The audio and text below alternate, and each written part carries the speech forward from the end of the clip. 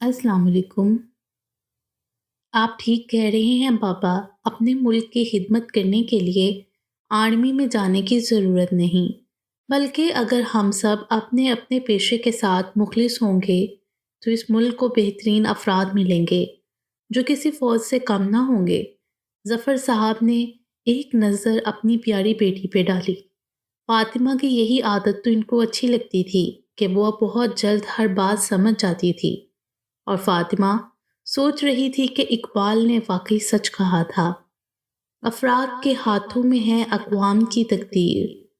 अफराद के हाथों में है अक़वाम की तकदीर, हर फर्द है मिल्लत के मुकद्दर का सितारा। इस्लामाबाद के मुज़ाफ़ाती इलाके के, जो कि अभी ज़ेरे तामीर था, एक टूटे फूटे से घर में इन 5 अफराद की मौजूदगी का कोई सोच भी नहीं सकता था। इन 5 में से 2 रॉ के एजेंट थे और 3 मुकामी लोग थे। वो सब अपने सामने एक नक्शा फैलाए बैठे हुए थे। इस दफ़ा आईएसआई और फ़ौज को बदनाम न किया तो मेरा नाम भी रतन नहीं, रॉ के एजेंट ने नफ़रत से कहा, जबकि दूसरे ने इसके कंधे पर थपकी देकर इसे पुरसकून किया था। तुम बताओ अशरफ के क्या सोचा है? दूसरे एजेंट ने एक मुकामी को मुखातिब किया। अशरफ नक्शे पे एक जगह उंगली रख के इन दोनों को समझाने लगा। ये एक गवर्नमेंट बॉयज़ कॉलेज है और बहुत बड़ी तादाद में बच्चे यहाँ पढ़ते हैं। यहाँ अगर दहशतगर्दी की वारदात की जाएगी तो पाकिस्तानी फ़ौज हिल के रह जाएगी। नहीं, मेरे ख्याल से कराची में हमला करना चाहिए, दूसरे मुकामी ने तरदीद की। रॉ के एजेंट ने कदरे शक की निगाह से इन तीनों को देखा। वैसे तुम सब पाकिस्तानी हो ना? फिर हमारा साथ क्यों दे रहे हो? पहली बात तो तुम हमें पैसे दे रहे हो और दूसरा, मुझे पाक फ़ौज से बहुत पुराना हिसाब किताब चुकता करना है। मुझे उनसे बदला चुकाना है। मैं चाहता हूँ कि इस फ़ौज को ख़त्म कर दूँ। इस शख्स की ज़ुबान जहर उगल रही थी, पाक फ़ौज और पाकिस्तान के खिलाफ। ठीक है, अगर तुमने हमें धोखा देने की कोशिश की तो याद रखना तुम सब भाइयों का बहुत बुरा हाल होगा। दूसरे एजेंट ने धमकी दी तो वो सर हिला के रह गए। अब वो सब बहस कर रहे थे कि दहशतगर्दी का हमला इस्लामाबाद में करना है या कराची में।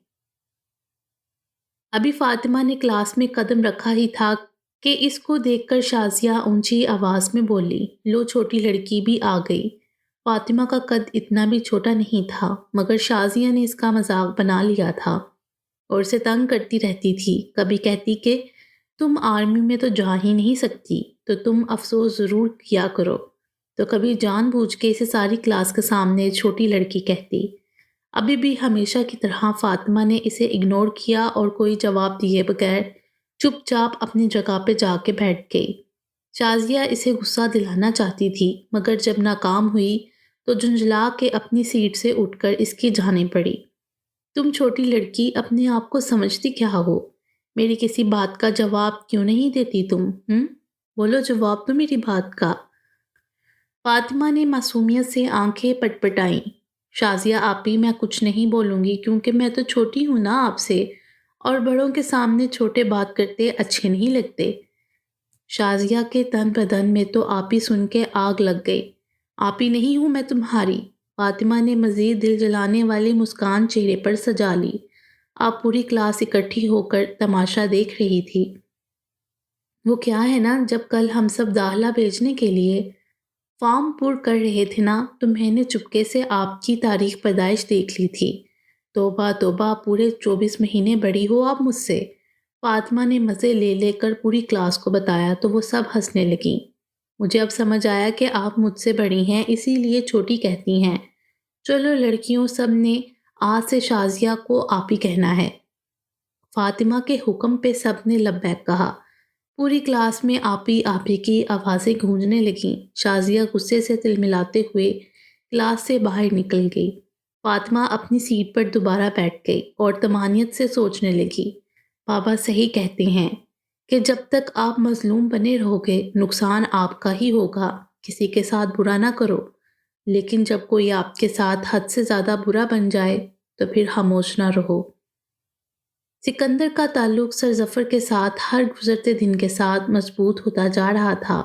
وہ اسے اپنے اور اپنے بیٹے کے قصے سناتے جو وہ بہت دلچسپی سے سنا کرتا۔ وہ فوج کے بارے میں اس کے شک و شکوک کو رفع کرتے، تاہم ابھی بھی اس کا فوج میں جانے کا کوئی ارادہ نہیں تھا۔ ہاں، لیکن جب جب وہ سر ظفر کو بیساکھی کے سہارے چلتے دیکھتا، تب تب اس کا دل فوج کے جان باز سپاہیوں کو سلوٹ کرنے کو کرتا۔ وہ ایک عجیب سا جذبہ اپنے اندر محسوس کرتا جسے وہ کوئی نام نہ دے پاتا، اور اسی الجھن میں ان سے الٹے سیدھے سوال کرتا۔ سر، آپ کو کبھی پچھتاوا نہیں ہوا کہ نہ آپ فوج میں جاتے اور نہ آپ کے ساتھ یہ حادثہ پیش آتا؟ وہ اس کا سوال سن کر مسکرائے تھے۔ سچ پوچھو تو مجھے بس افسوس ہوا تھا کہ میں اپنی ٹانگ کی وجہ سے آرمی کے لیے بیکار ہو گیا، ورنہ اس کے علاوہ کوئی پچھتاوا نہیں۔ اور وہ بس ان کو دیکھ کر رہ گیا۔ سکندر، تم اس طرح کے سوال کیوں کرتے ہو؟ ایک دن انہوں نے یکدم اس سے پوچھا تو وہ گڑبڑا کے رہ گیا۔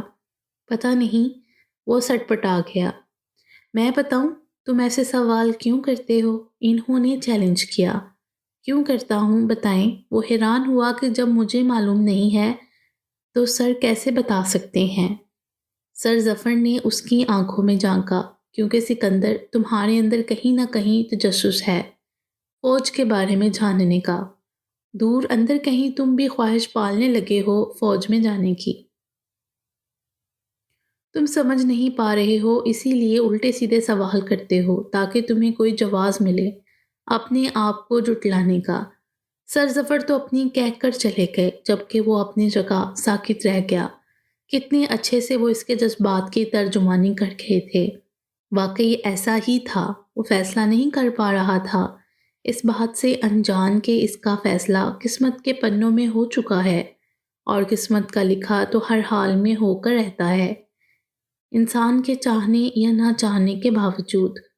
دیکھتے ہی دیکھتے کیسے سال گزر گیا پتہ ہی نہ چلا۔ وہ فرسٹ ایئر کے پیپر دیکھ کر چھٹیوں میں گھر گیا تو اس کی منگنی کی باتیں ہو رہی تھیں۔ اماں جی، میں ابھی پڑھ رہا ہوں، میری ابھی عمر ہی کیا ہے، صرف 18 سال کا تو ہوں میں۔ اس نے ناراضگی سے منہ پھیلا لیا تو اماں جی ہنسنے لگیں۔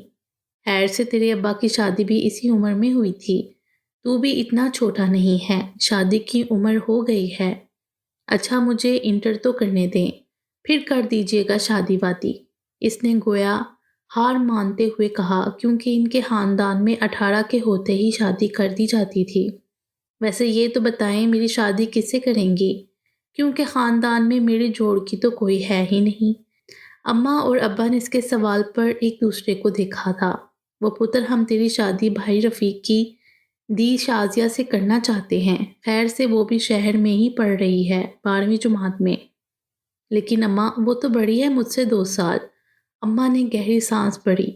دیکھ پتر، وہ تیری پھپھو کی دی ہے، مانا کہ تجھ سے 2 سال بڑی ہے، مگر ہمارے ہاں برادری سے باہر رشتے نہیں دیے جاتے، خاص طور پہ دھیوں کے تو بالکل نہیں، اسی لیے شادی تو تیری اسی سے ہوگی۔ ٹھیک ہے اماں جی، جیسے آپ کہو۔ سکندر کو کوئی اعتراض نہ ہوا۔ تو اس دفعہ شہر جائے گا نا تو اپنے چاچا کے ہاں چکر ضرور لگانا، وہ بڑا پوچھ رہے تھے تیرا۔ اس بار ابو نے کہا تو وہ سر ہلاتا ہوا اٹھ گیا کہ ٹھیک ہے، چاچا کے ہاں بھی چلا جاؤں گا۔ اسے اپنی روایات اور رسم و رواج کا اچھے سے پتہ تھا۔ کسی بھی صورت وہ اپنے اصل سے منحرف نہیں ہو سکتا تھا، کیونکہ اس کے والد نواز خان گرچہ نرم دل تھے مگر دادا اور تایا اصولوں پہ جان دینے اور لینے والے تھے، اور یہی حال اس کے تایا زاد بھائیوں کا تھا۔ وہ سب اپنی اپنی زمینیں سنبھال رہے تھے۔ خاندان بھر میں صرف سکندر ایسا تھا جو پڑھ رہا تھا، یا اس کی پھپھو زاد شازیہ، نہ جانے اب قسمت میں کیا لکھا تھا۔ چھٹی کا وقت تھا۔ فاطمہ گیٹ سے تھوڑا دور ہٹ کے ظفر صاحب کا انتظار کر رہی تھی۔ بابا کو اب تک آ جانا چاہیے تھا، آئے کیوں نہیں اب تک؟ کہا بھی تھا اکیلی آ جاؤں گی، مگر نہیں جی، میری سنتا کون ہے؟ وہ مسلسل بڑبڑاتے ہوئے خوف زدہ ہو رہی تھی۔ کبھی کبھار وہ خود چلی جاتی تو کبھی وہ لینے آ جاتے۔ آخر وہ گیٹ کے پاس آتے دکھائی دیے، مگر ساتھ میں کوئی اور بھی تھا، اونچا لمبا سا، بری آنکھوں والا، وہ بھی غالباً کسی کو لینے آیا تھا۔ وہ اپنے بابا کی جانب بڑھی تو ساتھ ہی شازیہ بھی چہکتے ہوئے باہر کو نکلی۔ سکندر، واؤ، تم مجھے لینے آئے ہو؟ فاطمہ نے اچٹتی سی نظر اس سکندر نامی لڑکے پہ ڈالی اور ظفر صاحب کا بازو تھامے آگے بڑھ گئی۔ ہاں چلو، باہر ٹانگا کھڑا انتظار کر رہا ہے، سکندر کہتا ہوا آگے بڑھ گیا۔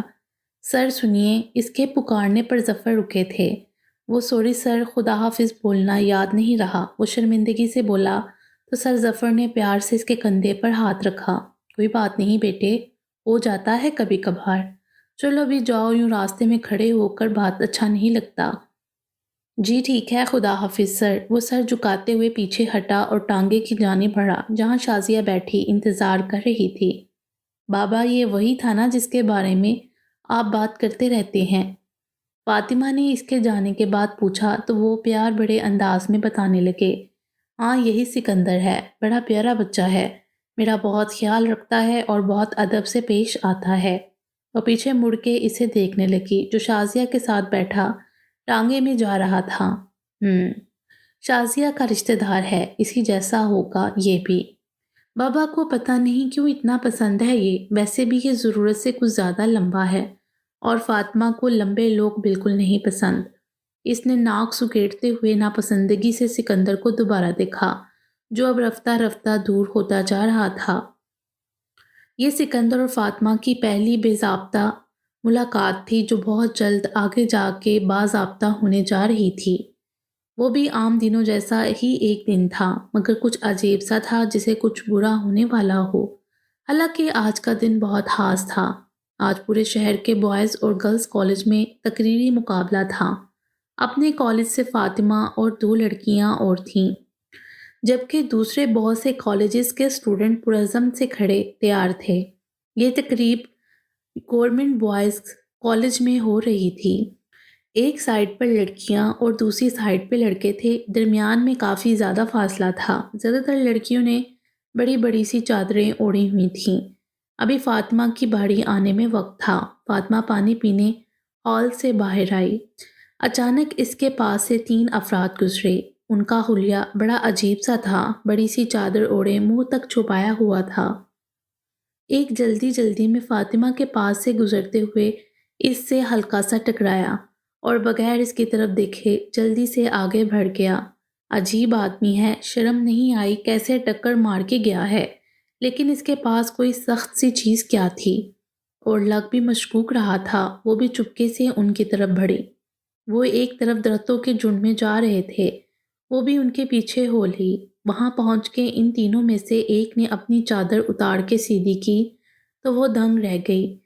خوف و دہشت کے مارے اس کی سانسیں اٹک گئیں۔ ان تینوں کے پاس رائفلیں تھیں جو انہوں نے اپنی چادر تلے چھپا رکھی تھیں۔ وہ سن ہو کے رہ گئی۔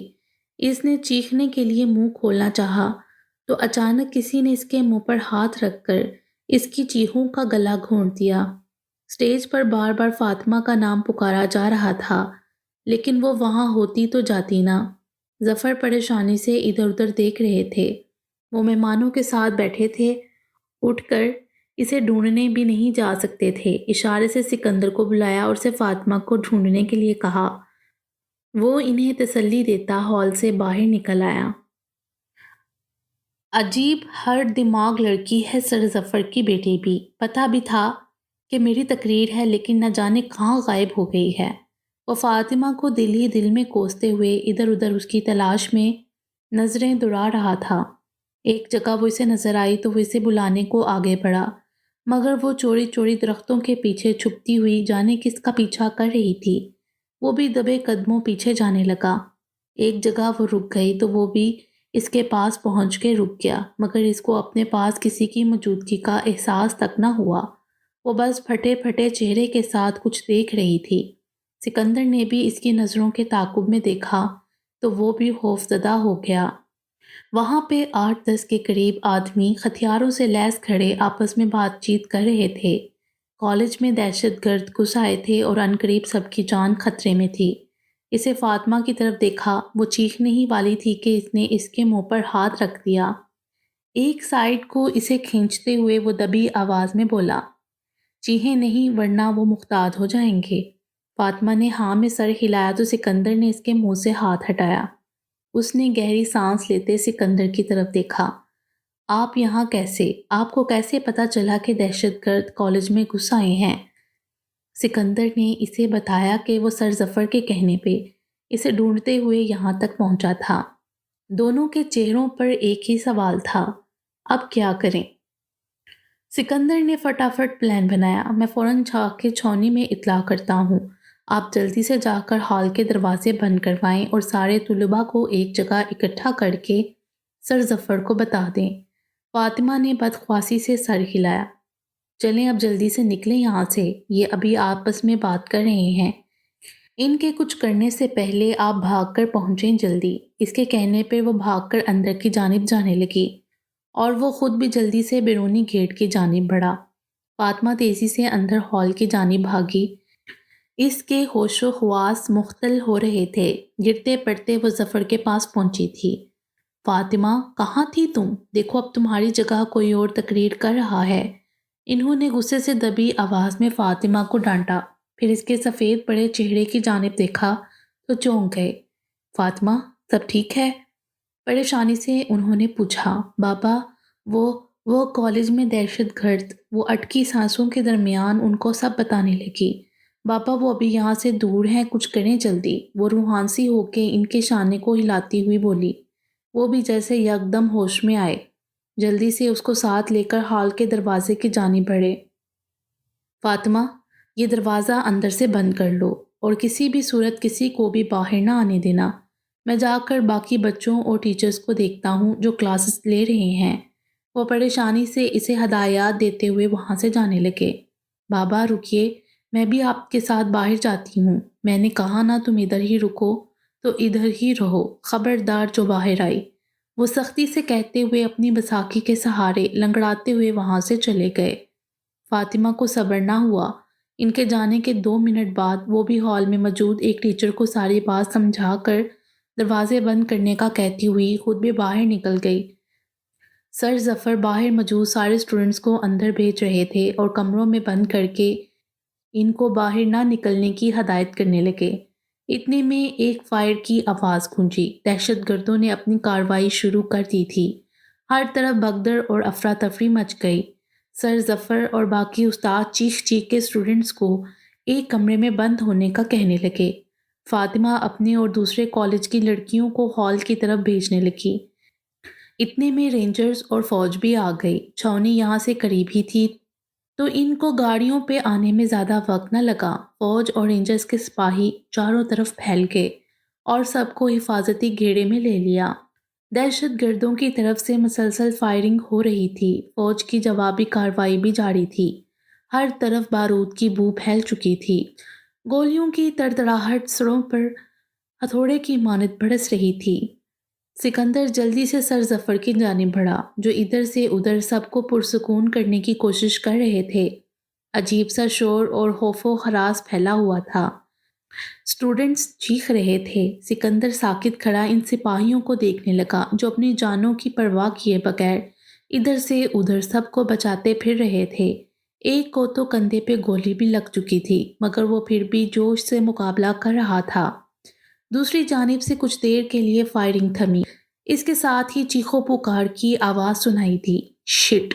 ان لوگوں نے اسٹوڈنٹس کو پکڑ لیا ہے، کیپٹن باسط غصے سے چلایا۔ دہشت گرد کالج کے بیچوں بیچ لگے درختوں کی آڑ میں چھپ کر حملہ کر رہے تھے، اسی لیے اب تک محفوظ تھے۔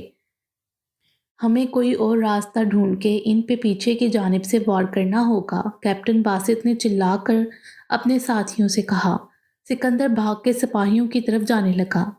سکندر بیٹا رکو، آگے نہیں جاؤ، وہاں خطرہ ہے۔ سر ظفر اونچی آواز میں چلا کر اسے واپس آنے کا اشارہ کر رہے تھے۔ اس وقت ان کے علاوہ صرف 2-3 استاد ہی باہر تھے جبکہ باقی سب اندر اسٹوڈنٹس کے ساتھ تھے۔ کیپٹن باسط نے سکندر کو بازو سے پکڑ کر پیچھے کرتے ہوئے ڈانٹا۔ لڑکے تم اندر کسی کمرے میں جاؤ، پہلے ہی ان کے قبضے میں کچھ طالب علم ہیں اور اس پر تم بھی آزادانہ انداز میں ادھر ادھر گھوم رہے ہو۔ سکندر نے اپنا بازو چھڑواتے ہوئے کہا۔ سر مجھے چھوڑے، میں جانتا ہوں ان تک کیسے پہنچا جا سکتا ہے۔ سر ظفر بھی ان کے پاس آئے۔ کیپٹن یہ لڑکا ٹھیک کہہ رہا ہے، کالج بہت بڑا ہے، آپ کالج کی بھول بھلیوں سے واقف نہیں، اس طرح آپ کا وقت ضائع ہوگا، بہتر ہوگا آپ سکندر کو ساتھ لیں تو یہ آپ کو گائیڈ کر دے گا۔ ٹھیک ہے، میں اپنے ساتھیوں کو لے کر آتا ہوں، آپ اس لڑکے کو لے کر فی الحال اس جگہ سے پیچھے جائیں۔ وہ دونوں وہاں سے چلتے ہوئے کافی دور آ گئے۔ دہشت گردوں نے دوبارہ فائر کھول دیے تھے۔ سکندر فاطمہ یہاں کہیں نہیں ہے، یا تو وہ ان دہشت گردوں کے قبضے میں ہے یا اسی طرف کہیں نہ کہیں موجود ہوگی، تم اسے جا کر دیکھنا، اس کا دھیان کرنا ذرا، سر ظفر نے پریشانی سے بتایا تو وہ بھی پریشان ہو گیا۔ سر آپ کو اس کی حفاظت سے اپنے ساتھ رکھنا چاہیے تھا، میں اس کو ہال میں چھوڑ کر آیا تھا، مگر اس کی دوست کو جب میں نے ادھر دیکھا تو اس نے بتایا وہ ابھی ابھی یہاں سے کینٹین والے حصے کی جانب گئی ہے اپنی دوستوں کو بچانے۔ میرے پاس اتنا وقت نہیں تھا کہ میں اسے روکنے اس کے پیچھے جاتا، ویسے بھی اگر اس کی طرف دھیان دیتا تو ان سٹوڈنٹس کا کیا ہوتا پھر۔ انہوں نے اشارے سے کمروں کی طرف اشارہ کیا جن میں وہ سٹوڈنٹس تھے جن کو سر سفر نے حفاظت سے ادھر پہنچایا تھا۔ وہ اپنی بیٹی کو اچھے سے جانتے تھے کہ اسے صبر نہیں ہو سکا ہوگا اور نکل پڑی ہوگی اپنی دوستوں کو بچانے۔ سر آپ پریشان نہ ہو، ہم انشاءاللہ سب سٹوڈنٹس کو بحفاظت نکال لیں گے، کیپٹن باسط نے پاس آتے ہوئے پرعزم انداز میں کہا، پھر سکندر کی طرف دیکھا۔ چلو جوان، تم ہمارے ساتھ چلو اور راستہ بتاؤ، ہمارے باقی ساتھی تب تک ان کو فائرنگ کر کے مصروف رکھیں گے جب تک ہم ان پہ اٹیک نہیں کر دیتے۔ جیسے ہی ہم پیچھے سے ان پر حملہ کریں گے اسی وقت ان پہ آگے کی جانب سے بھی حملہ کر دیا جائے گا۔ کیپٹن نے اپنا پلان بتایا۔ اس وقت ان کے ساتھ 10 سپاہی تھے جبکہ باقی وہیں ان دہشت گردوں کا دھیان بٹا رہے تھے۔ سکندر ان سب کو لے کر کالج کے پچھلے حصے کی جانب جانے لگا۔ وہاں سے گھوم کے کالج کے اس حصے کی طرف جایا جا سکتا تھا جہاں وہ ملک دشمن پناہ گزیر تھے۔ فاطمہ سب لڑکیوں کو اکٹھا کر کے ایک کمرے میں بھیج رہی تھی۔ جب اس کی کلاس فیلوز نے روتے ہوئے بتایا کہ فاطمہ کی دوستیں کالج کینٹین پہ گئی تھیں اور ابھی تک واپس نہیں آئیں اور نہ ہی ان کو کہیں دیکھا ہے، اوکے تم ادھر ہی باقی سب کے ساتھ رکو اور دروازہ اندر سے بند کر لو، میں پتہ کرتی ہوں ان کا۔ فاطمہ اسے تسلی دیتے ہوئے خود اندر سے پریشان ہو گئی۔ وہ باہر برآمدے میں آئی، ظفر صاحب باہر ہی آرمی والوں کے پاس کھڑے تھے۔ وہ سمجھ سکتی تھی کہ ان کی حالت اس وقت کیا ہو رہی ہوگی، وہ بھی آرمی پرسن تھے، اس وقت وہ بھی چاہ رہے ہوں گے کہ کاش جب زندگیوں میں آ جائے تو صرف پچھتاوا رہتا ہے۔ وہ نہیں چاہتی تھی کہ وہ بعد میں کہے کہ کاش میں اپنی دوستوں کی مدد کر پاتی۔ فاطمہ سوچتے ہوئے اور ان کی نظروں سے بچتے بچاتے پیچھے کی جانب گئی۔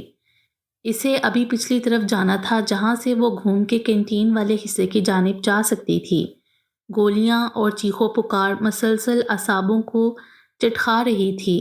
وہ اس سب سے بے نیاز احتیاط سے چل رہی تھی۔ جس طرح وہ بڑھ رہی تھی وہ کالج کا غیر آباد اور ویران حصہ تھا۔ سٹوڈنٹس کا داخلہ اس جانب ممنوع تھا کیونکہ جھاڑیاں اور کیڑے مکوڑوں کی افزائش کثرت میں تھی۔ وہ ایک فوجی کی بیٹی تھی اور ایک شہید کی بہن۔ وطن سے محبت اس کی رگوں میں تھی، ڈر اور خوف اس کی فطرت میں نہیں تھے۔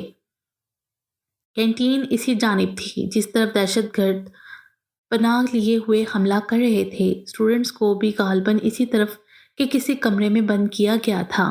فضا میں وقفے وقفے سے فائرنگ کا تبادلہ ہو رہا تھا۔ فاطمہ اس وقت کالج کے پچھلے اور آخری حصے میں تھی۔ یہاں درختوں اور جھاڑیوں کے سوا کچھ نہ تھا۔ اس طرف بالکل بھی کوئی آتا جاتا نہ تھا، مگر پھر بھی لوہے کی بار سے راستہ مسدود کیا گیا تھا۔ کیونکہ سامنے ہی کالج کی دیوار تھی جسے پھلانگ کے باہر جایا جا سکتا تھا اور ساتھ ہی وہاں سے گھوم کے کالج کینٹین کی طرف بھی جایا جا سکتا تھا جو اگلے حصے میں تھی۔ بار اسی لیے لگائی گئی تھی کہ کوئی سٹوڈنٹ دوسری جانب جانے کی کوشش نہ کرے۔ فاطمہ وہاں کھڑی دوسری طرف جانے کا راستہ سوچ رہی تھی۔ داہنی جانب برگد کے درختوں کا سلسلہ بھی تھا۔ اسے افسوس ہوا کہ اگر اسے درخت پر چڑھنا آتا تو وہ ایک درخت سے دوسرے درخت پھر تیسرے اور اسی طرح کود کر دوسری طرف تک جا سکتی تھی، مگر اب اسے کچھ اور سوچنا تھا۔ وہ بار کے آخری سرے کی جانب آئی۔ یہاں بار اور زمین کا درمیانی فاصلہ تھوڑا سا زیادہ تھا۔ وہ ویسے بھی دبلی پتلی سی تھی، تھوڑی سی کوشش سے گزر سکتی تھی۔ وہ اللہ کا نام لے کر پیٹ کے بل رینگ گئی اور رینگ کر گزرنے کی کوشش کرنے لگی۔ آہ اف، اس کے منہ سے سسکاری نکلی۔ پشت پہ چادر پھٹ چکی تھی اور زخم بھی ہو چکے تھے۔ باڑ کی نوکدار تار جیسے اندر تک گھس گئی تھی۔ گرم سیال مایا اس کی پشت پہ پھیلنے لگا، لیکن اسے ذرا بھی فکر نہیں تھی۔ آہستہ آہستہ رینگتی ہوئی وہ آگے بڑھ رہی تھی۔ سامنے اب کیمسٹری ڈپارٹمنٹ کے کلاس روم نظر آ رہے تھے۔ انہی میں سے کسی ایک میں انہوں نے اسٹوڈنٹ کو قید کر رکھا تھا۔ اسی ڈپارٹمنٹ کے آخری درختوں کا سلسلہ تھا جہاں وہ دہشت گرد چھپے ہوئے وار کر رہے تھے۔ وہ دبے قدموں سے آگے بڑھ رہی تھی کہ اچانک ایک گن کی نال اس کے سر سے لگی۔ لو جی، میں تو کوئی راستہ ڈھونڈنے آیا تھا اور یہاں پہ شکار مل گیا۔ لڑکی تم گئی، تم 5ویں طالب علم ہوگی جو آج شہید ہو کر جنت میں پہنچے گی۔ وہ اپنے ساتھیوں کے کہنے پہ باہر نکلنے کے لیے کوئی راستہ ڈھونڈنے آیا تھا کیونکہ ان کا مقصد پورا ہو چکا تھا۔ 4 اسٹوڈنٹس کو وہ شہید کر چکے تھے اور کیمسٹری ڈپارٹمنٹ کے کافی زیادہ طلباء زخمی بھی تھے اور باقی ان کی قید میں تھے۔ ان دہشت گرد کے 2 ساتھی مر چکے تھے اور اب وہ جلد سے جلد وہاں سے نکلنا چاہتے تھے۔ مین گیٹ پہ تو فوج کھڑی تھی، وہاں سے نہیں جا سکتے تھے۔ اسی لیے ان کا ایک ساتھی کسی راستے کی تلاش میں ادھر آیا تھا اور اسے فاطمہ نظر آ گئی۔ لڑکی مرنے کے لیے تیار ہو جاؤ، کہتے ہوئے اس نے اس پہ گن سیدھی کی۔ فاطمہ نے بامشکل اپنے خواص قابو میں رکھے۔ اٹھتے ہوئے اس نے ہاتھوں میں مٹی بھر لی تھی۔ یک دم سے وہی مٹی اس نے اس شخص کی آنکھوں میں ڈال دی۔ جیسے ہی اس کا دھیان بھٹکا، فاطمہ نے فوراً اس سے گن چھینی اور اسی کی طرف تان لی۔ اچانک بہت سے بھاگتے قدموں کی آوازیں آنے لگی۔ وہ سمت کا اندازہ نہ کر پائی۔ اگر یہ اس شخص کے ساتھیوں کی آوازیں ہوئیں تو فاطمہ اس سے زیادہ نہ سوچ سکی۔ را کے ایجنٹس بے یقینی سے کمرے میں ٹہل رہے تھے۔ ان کی اب تک کی اطلاعات کے مطابق کالج پہ حملہ کر دیا گیا تھا۔ ایجنٹ پرکاش نے رتن کو دیکھا جو مزے سے بیٹھا ہوا تھا، جسے کوئی فکر ہی نہ ہو۔ رتن، وہ صرف 10 لوگ ہیں اور اب تک تو پاکستانی فوج بھی پہنچ چکی ہے۔ اگر وہ مر گئے تو، کیونکہ میرا نہیں خیال کہ وہ مقابلہ کر سکیں گے۔ اس کے پریشانی سے کہنے پر رتن صفاقی سے مسکرایا۔ وہ مرتے ہیں، تم مرنے دو۔ کون سا وہ ہمارے ساتھی ہیں، اس مٹی کے ہیں، اسی میں دفن ہونے دو۔ ہمارا مقصد حملہ کر کے خوف و ہراس پیدا کرنا تھا، جو پورا ہو گیا ہے۔ تم چنتا نہیں کرو، 10 غدار مریں گے تو 20 اور خرید لیں گے۔ اگر ان کو پتہ چلا کہ یہ حملہ را کے ایجنٹس نے کروایا ہے تو کیا اچھا ہے نا ان کو پتہ چلے، اور ویسے بھی جب تک ان کو پتہ چلے گا ہم اس شہر سے جا چکے ہوں گے۔ بس اب یہاں سے نکلنے کی کرو۔ رتن اٹھتے ہوئے اپنا سامان سمیٹتا اسے بھی تاکید کرتے ہوئے بولا۔ وہ دونوں اب یہاں سے فرار ہو رہے تھے۔ فوج کے نوجوان سکندر کی مائیت میں آگے بڑھ رہے تھے۔ وہ ان کو لے کر پچھلے حصے کی جانب لے آیا تھا جہاں ایک جانب بھاڑ لگی تھی تو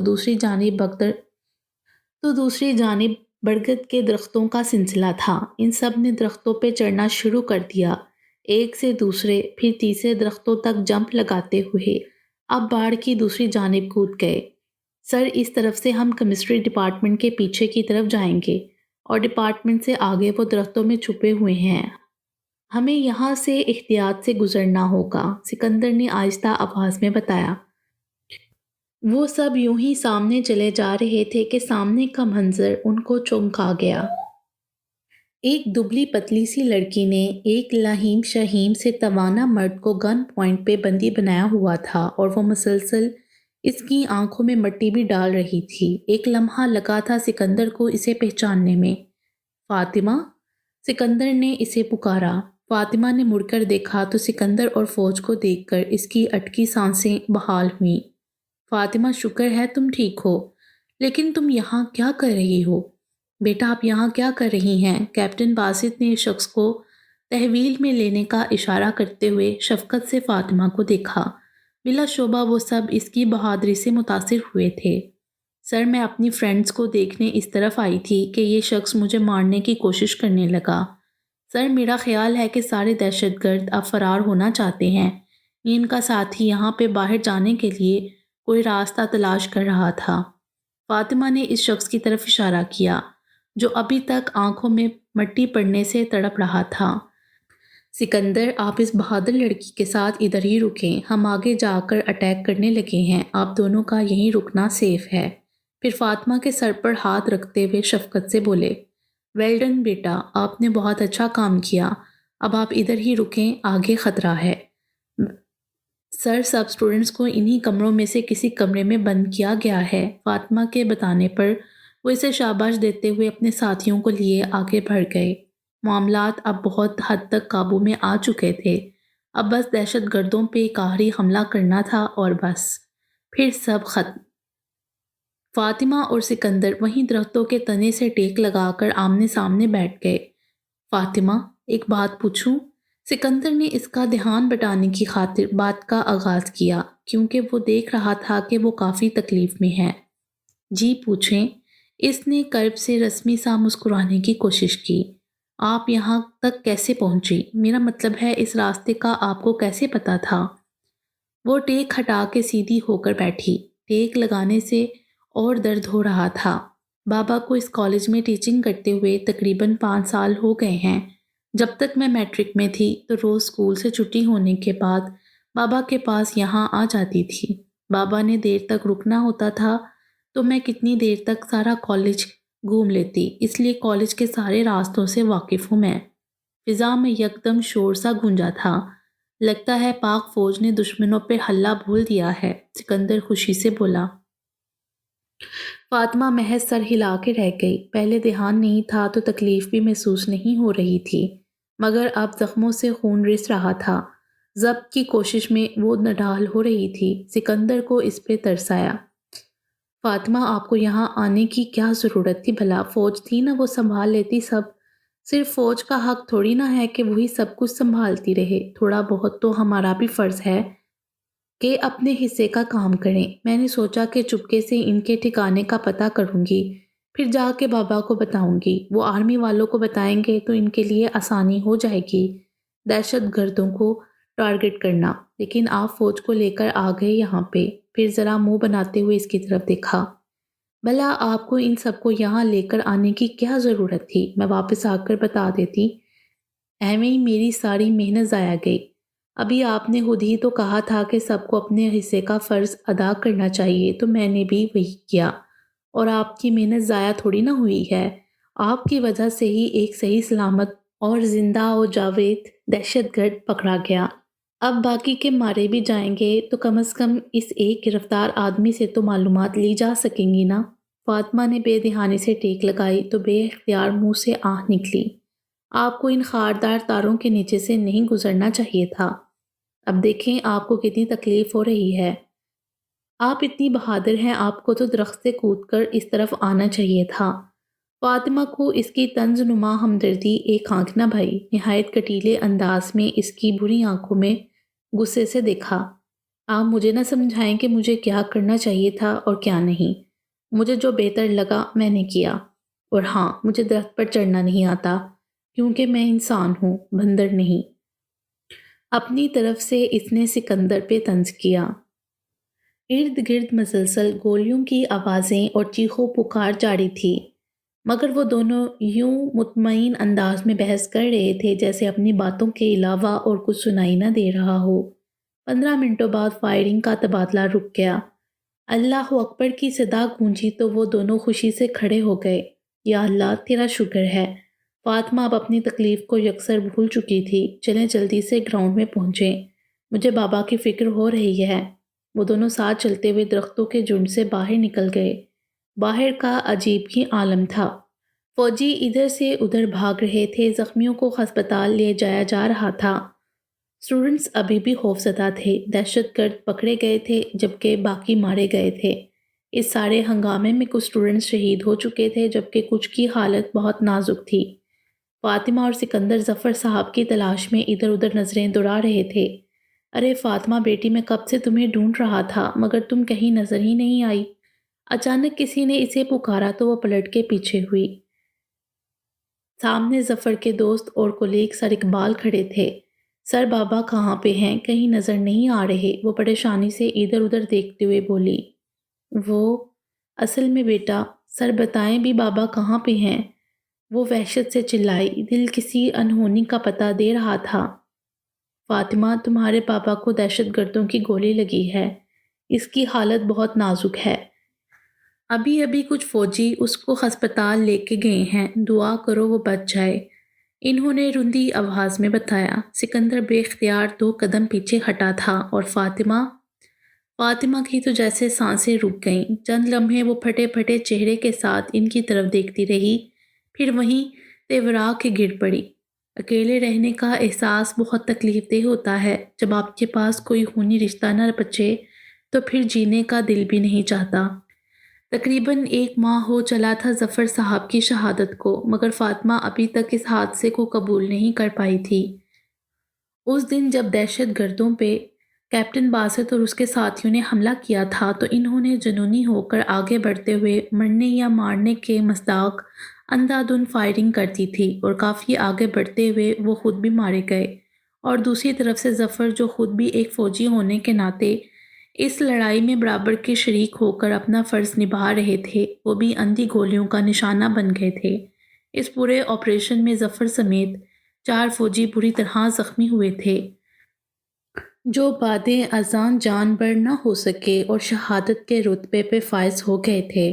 فاطمہ کا دنیا میں واحد سہارا بھی چلا گیا۔ پر وقت اطلاع نہ پہنچنے کے باعث صرف قریبی عزیز و اقارب ہی تعزیت کے لیے آئے تھے، جن میں سے فاطمہ کی خالہ اسے اپنے ساتھ اپنے گھر لے گئیں۔ وہ بھی اسلام آباد میں ہی رہتی تھیں۔ ان کا گھر دور تھا تو انہوں نے کالج جانے کے لیے فاطمہ کو ٹانگا لگوا دیا تھا۔ سکندر اکثر اس کے کالج میں جا کے اس سے پرنسپل کے دفتر میں مل لیتا اور اس کی خیریت دریافت کر لیتا تھا۔ وقت تھوڑا سا مزید سرکا تو سیکنڈ ایئر کے امتحان قریب آ گئے۔ پیپرز میں 10 دن رہ گئے تو اسٹوڈنٹس نے آنا کم کر دیا اور گھر بیٹھ کے تیاری کرنے کو ترجیح دی۔ فاطمہ کا دل حالانکہ گھر میں اب تک نہیں لگا تھا، اسی لیے وہ کالج آ جاتی تھی۔ انہی بے کل سے دنوں میں سے ایک دن سکندر چلا آیا۔ فاطمہ، مجھے آپ سے بات کرنی ہے۔ وہ دونوں اس وقت پرنسپل کے آفس میں ہی بیٹھے ہوئے تھے۔ جی بولیں، فاطمہ نے سر جھکائے کہا تھا۔ وہ اب بہت خاموش ہو گئی تھی۔ سکندر نے دکھ سے اس کے جانب دیکھا تھا۔ وہ بہادر فاطمہ جس سے وہ واقف تھا، وہ تو جیسے کہیں کھو گئی تھی۔ میرا خیال ہے کہ آپ ابھی تک سر ظفر کے دکھ سے باہر نہیں نکلیں۔ کس نے کہا مجھے بابا کا دکھ ہے؟ اس نے سکندر کی بات کاٹی۔ سکندر نے سوالیہ انداز میں اسے دیکھا، جیسے پوچھ رہا ہو تو کس بات کا دکھ ہے؟ مجھے اپنا دکھ ہے۔ کسی کے جانے سے دراصل ہم اس کے لیے غمگین نہیں ہوتے، ہم اپنے لیے دکھی ہوتے ہیں۔ انسان ہے نا، تو خود غرضی سے سوچتے ہیں کہ فلاں شخص ہماری زندگی سے چلا گیا تو ہم اکیلے پڑ جائیں گے، جبکہ حقیقت تو یہ ہے کہ مرنے والوں کا سوگ تو صرف چند دنوں کا ہی ہوتا ہے، مگر ہم دکھ کی چادر لپیٹے تاعمر اپنے لیے افسوس کر رہے ہوتے ہیں، کیونکہ ہم ان کے بغیر جینا نہیں سیکھنا چاہتے۔ ایک گہری سانس بھر کے وہ اداسی سے گویا ہوئی۔ میں اپنے لیے افسردہ ہوں کہ اب مجھے پیار کرنے والا، میری ہر بات ماننے والا، میرے دوست جیسا باپ نہیں رہا۔ میں اپنے لیے دکھی ہوں کہ اب میری فکر کرنے والا کوئی نہیں۔ مجھے اپنے لیے افسوس ہوتا ہے کہ اس ظالم دنیا کے سرد و گرم سے مجھے بچانے والا سہارا اب اس دنیا میں نہیں رہا۔ میں اپنے لیے پریشان رہتی ہوں کہ باپ کے بغیر بیٹی کو کوئی نہیں پوچھے گا۔ میں باپ کے لیے خوش ہوں کہ وہ بہت اچھی جگہ پہ ہیں، مگر میں اپنے لیے دکھی ہوں کہ میں اس جگہ پہ ہوں جو باپ کے بغیر بہت بری ہے، بہت بری۔ سکندر نے آنکھوں میں آئی نمی چھپانے کو منہ دوسری طرف پھیر لیا۔ وہ اب بھی کسی غیر مرئی نکتے کو گھورتی مسلسل بول رہی تھی۔ خالہ اور خالو بہت اچھے ہیں، میرا بہت خیال رکھتے ہیں، مگر جتنے بھی اچھے ہو جائیں میرے ماں اور باپ تو نہیں بن سکتے نا۔ خالو کو جب اپنی بیٹیوں سے لاڈ کرتے دیکھتی ہوں نا تو مجھے بابا بہت یاد آتے ہیں۔ مجھے ویسے بھی امی سے زیادہ بابا سے پیار تھا، اور امی اس بات پہ اکثر مجھ سے شکوہ بھی کرتی تھیں، مگر سچ تو یہ تھا کہ امی دانیال بھائی سے اور بابا مجھ سے زیادہ پیار کرتے تھے۔ اب وہ سیدھی ہو کے اس کی طرف رخ کر کے بیٹھ گئی۔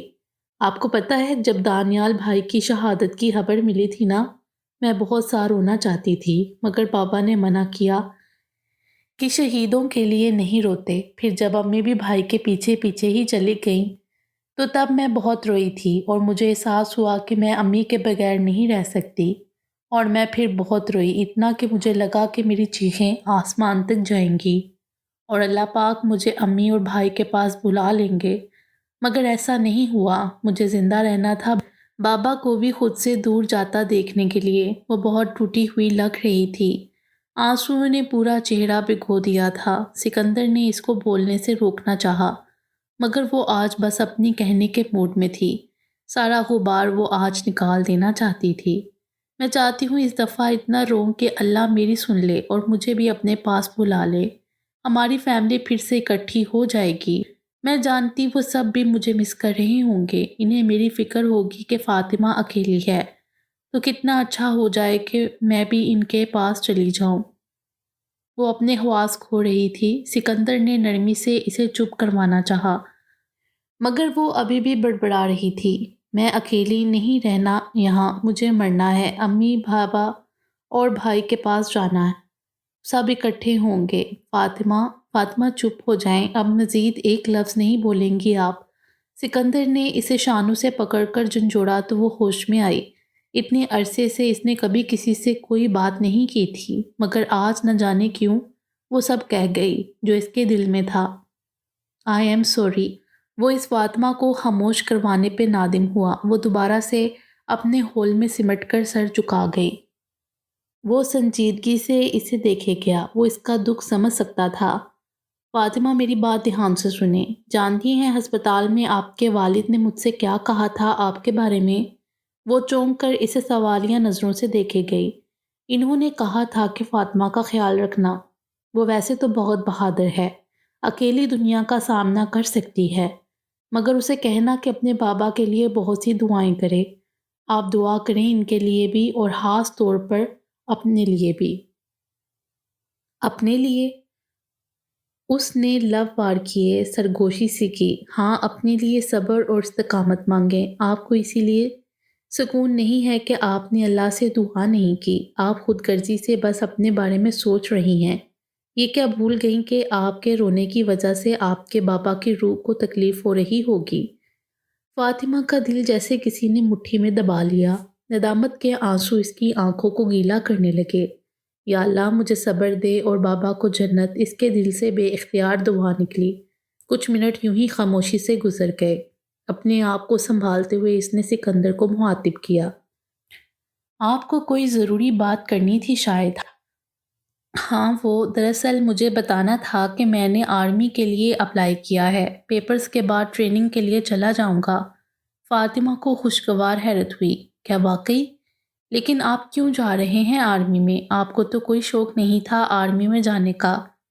وہ پرسرار انداز میں مسکرایا۔ کیونکہ میں نے سر ظفر سے وعدہ کیا تھا کہ آپ کا خیال رکھوں گا، اسی لیے جا رہا ہوں آرمی میں۔ فاطمہ کو اس کی منطق سمجھ نہ آئی، وہ الجھ کے رہ گئی۔ اس وعدے کا آپ کے آرمی جانے سے کیا تعلق؟ وہ اپنی جگہ سے اٹھ کھڑا ہوا، چنپتے انداز میں جھجکتے ہوئے کہنے لگا، ایک دفعہ انہوں نے باتوں ہی باتوں میں بتایا تھا کہ فاطمہ کی خواہش ہے کہ وہ کسی فوجی سے شادی کرے، تو کیا آپ میرے لیے؟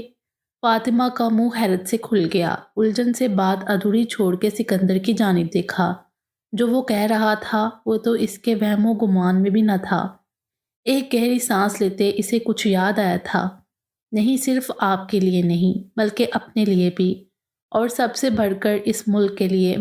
میں فوج میں جانا چاہتا ہوں۔ وطن سے محبت کسے نہیں ہوتی؟ مجھے بھی ہے، بس اسے ذرا سا اجاگر ہونے کی ضرورت تھی، اور اس وقت جب فوجیوں کو لڑتے دیکھا تو میرے دل میں بھی شدت سے خواہش پیدا ہوئی کہ کاش میں بھی ایک فوجی ہوتا۔ بس پھر میں سمجھ گیا کہ میں کوئی اور فیلڈ جوائن نہیں کر سکتا، میرے مقدر میں وردی لکھ دی گئی ہے۔ فاطمہ کو سمجھ نہیں آیا کہ وہ کیا کہے۔ وہ دروازے کی جانب بڑھا۔ میں چلتا ہوں، اور ہو سکے تو کبھی کبھار اپنی خیریت کا خط بھیج دیجیے گا، مجھے تسلی رہے گی کہ آپ خیریت سے ہیں۔